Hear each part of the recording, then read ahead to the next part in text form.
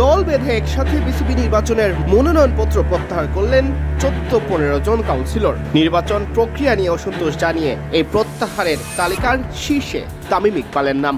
যার স্বপ্ন ছিল বিসিবি সভাপতি হওয়ার, সেই তামিম কেন নির্বাচন থেকে সরে দাঁড়ালেন তার কারণ খুলাসা করেছেন। তার দাবি, বিসিবি নির্বাচন নিয়ে নোংরামি হচ্ছে, যার অংশ হতে চান না তিনি ও তার সাথে মনোনয়নপত্র প্রত্যাহার করা কাউন্সিলররা।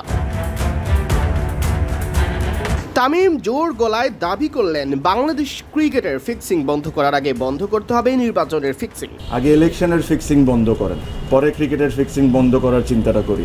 বাংলাদেশের ক্রিকেটে এবারে নির্বাচন কালো দাগ রেখে যাচ্ছে বলেও মনে করেন তিনি। এই ইলেকশন বাংলাদেশ ক্রিকেট বোর্ডের জন্য একটা কালো দাগ হয়ে গেল, এমনও দাবি করেছেন এই নির্বাচন আসলে নির্বাচনই নয়, এটা আসলে ইলেকশন না, এটা ইলেকশন না। আর ক্রিকেটের সাথে এই জিনিসটা কোনো দিক থেকেই মানায় না।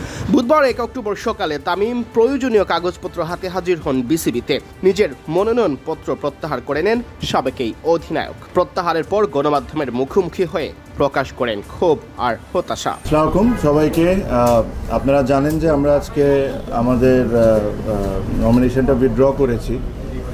আমি সহ প্রায় 14-15 জনের মতো এই জিনিসটা আমরা উইথড্র করেছি। আর এটা উইথড্র করার রিজনটা খুবই ক্লিয়ার। এখানে আমার কাছে মনে হয় না যে আমাকে খুব ডিটেলসে বা ব্যাখ্যা করে আপনাদেরকে কোনো কিছু বলার আছে। আমি শুরুর থেকে একটা কথা বলে আসছি যে ইলেকশনটা কোন দিকে যাচ্ছে বা কিভাবে হচ্ছে, এই জিনিস নিয়ে আপনারা সবাই এখন ক্লিয়ার, যখন যেমন মনে হচ্ছে যখন। আর সেকেন্ডলি আমি একটা জিনিস সবসময় বলছি, বাংলাদেশ ক্রিকেট এটা ডিজার্ভ করে না, বাংলাদেশের ক্রিকেট ফ্যানরাও এটা ডিজার্ভ করে না।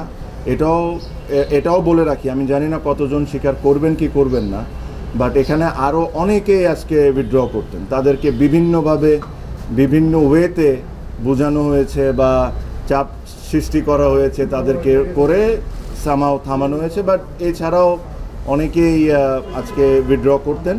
তাও 15 জন যদি আজকে করে থাকেন, যদি আমি রাইট হয়ে থাকি, এটা একটা সিগনিফিক্যান্ট নাম্বার। অলমোস্ট 50% আপনার উইথড্র করে নিয়েছে।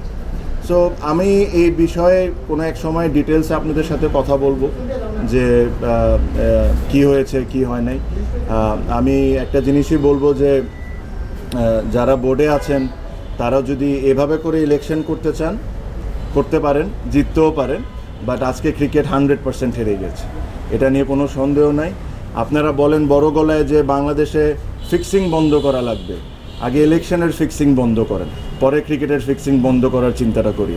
সো আমার এর চেয়ে বেশি কিছু বলার নাই। আমার কাছে মনে হয় যে এটা স্পষ্টভাবে ক্লিয়ার সবার কাছে, কারা কারা কোন সময় কারা কোন ধরনের ইনভলভমেন্ট এখানে রেখেছেন, কী ধরনের ইন্টারফারেন্স হয়েছে, নিয়ম ইচ্ছামতগত সুবিধার মতো যে সময় দরকার ও সময় চেঞ্জ করা হয়েছে। আর এর সাথে কারা কারা জড়িত একদম স্পষ্টভাবে